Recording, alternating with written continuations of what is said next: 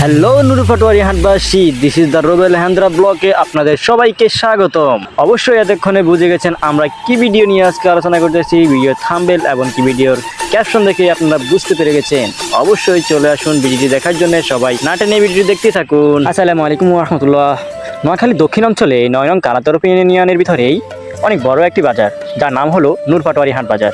এই বাজারের ছোট্ট একটি দোকানের একটি বিয়ের কেনাকাটার একটি ভিডিও সবার মাঝে তুলে ধরলাম।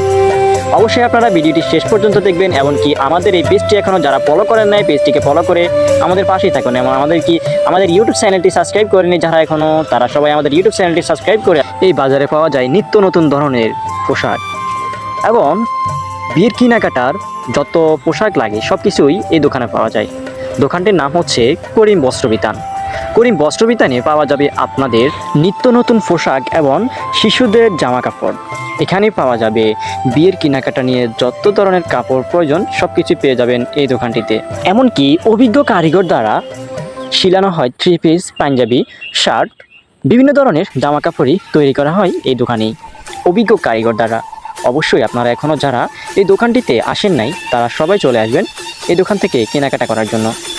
টলঘর সংলগ্ন তার সামনেই এই দোকানটি। দোকানে পাওয়া যায় সব ধরনের পোশাক, এমনকি যা চাইবেন অনলাইন থেকেই অর্ডার করা সব ধরনের জামা কাপড় আমাদের এই দোকানে পাওয়া যায়। একটি বিয়ের বড় শাড়ি কিংবা একটি বরের আজকান থেকে শুরু করে নিত্য নতুন সব ধরনেরই জামা কাপড় পাওয়া যায়।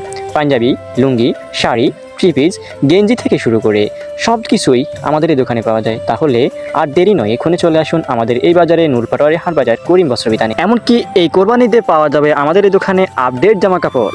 অনলাইনে দেখা সব ধরনের জামা কাপড় আমাদের এই দোকানে পেয়ে যাবেন, আপডেট কিছু জামা কাপড়।